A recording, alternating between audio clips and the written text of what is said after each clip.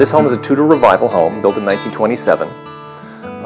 We're the third owners here, so it really has not changed very much from the day that they first put a key in the door and the first owners moved in.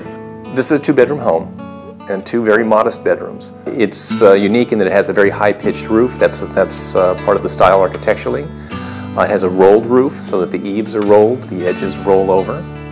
And also the cove ceilings, the plasterwork inside, all of that is really very reminiscent of that style and the revival of that style. Mr. Ashurst worked at the refinery. He was a white-collar worker at the refinery and may have had a hand in designing some of the house. There are a few homes with this architectural style, but they were not homes that were especially common. There seemed to be a number of variations. A lot of the details of this house are seen in some of the other houses that are similar. You have the sconces, which are unique, the chandelier work, the batchelder tiles, that sort of thing. So you'll see some of that in some of the other homes, but nothing that is a duplicate, not like it was a tract house. In this part of Old Torrance, there seem to have been the homes that are quite large, have a number of bathrooms, many bedrooms, where the management of the various industries in Torrance would have lived. Then you have the folks like the people that lived in this house, kind of the white-collar workers, and then people who were actually getting the work done in places like the steel mill and at the refinery, were the kind of average blue-collar workers. This home, I believe, was probably a rather expensive home for the time, 1927. It was $7,300. It's a very small, big house. We have a formal dining room. We have a breakfast nook.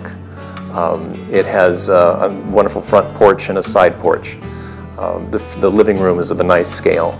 So it's as though they've taken a large house and kind of shrunk it down. They put all of the amenities in to kind of give it a nice elegance and warmth to it. Certainly the features that we appreciate would be the original mailboxes in there, where nobody receives just letters anymore. The windows and the doors are also one of the features that are particular to the Tudor revival. That they are curved, so both in the second bedroom and in the living room you have these wonderful curved windows. So this is the original refrigerator, or the ice box is actually what it was. The iceman would come in through the back porch, and he wouldn't have to come into the house. He'd just come into what is now the laundry room, and there's a little access door, so he'd have his block of ice with him, and he'd open that access door and slip it into this middle section right here. So here we have the original ironing board, right? It's always great for a quick press when you've got to go out. But what would you do with your hot iron back in the day? Well, of course you had a place where you could put it. This would come out, and the hot iron would end up resting there and cooling off when you went off to church or off to your great social event. Batchelder was a great craftsman and worked in ceramics, all sorts of things in ceramics, but really is known for tiles. And his studio, his pottery, was set up in Pasadena. And you could go there, you could look through a catalog, which would be paintings, drawings of the various kinds of tiles, and select what you wanted. So if you had an English-style house, such as this, a Tudor-style house, you'd have this small, low hearth, and then you would have this scene that is a scene of various countrysides. There's a waterfall, there's the moon, there's the kind of country cottage and the hills in the background and some oak trees growing.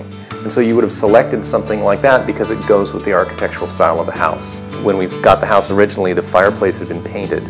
So all of the fine work that you see on the hearth and around the fireplace was a mess. Same with many of the wood surfaces. They had been painted or they hadn't been taken care of. I think there's a certain sense of responsibility when you walk into a place like this and you see that it's very close to original and it's as old as it is. This home is considered by many to be a historic treasure. That it is recognized as having a place in the history of the city when the city was starting to do well financially in what were rather difficult times. And so when people see these homes and recognize that they've been around for 70, 75, 80 years, some of them older, it really is an opportunity for them to find a pride in place, that they can recognize that their city was established quite a while ago and it thrived quite nicely, and they're a benchmark.